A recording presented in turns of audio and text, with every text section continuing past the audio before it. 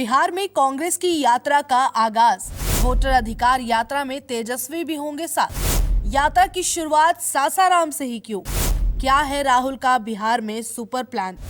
राहुल गांधी बिहार में आज से निकालेंगे वोटर अधिकार यात्रा। इसकी शुरुआत सासाराम से होगी।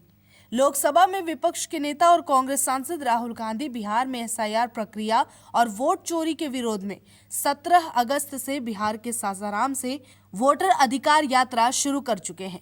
यात्रा में आरजेडी के नेता तेजस्वी यादव समेत इंडिया ब्लॉक के तमाम नेता शामिल हैं। यात्रा सासाराम से शुरू होकर राजधानी पटना में खत्म होगी।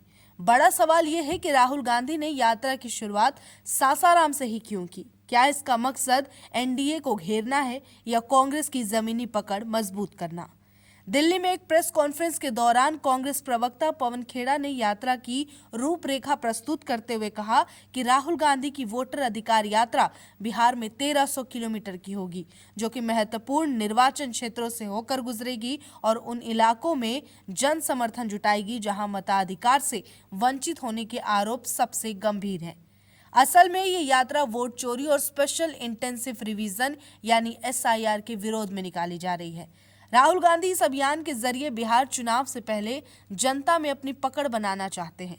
सासाराम को इसलिए चुना गया क्योंकि ये किसी जातिगत समीकरण का परिणाम नहीं, बल्कि कांग्रेस का परंपरागत गढ़ है।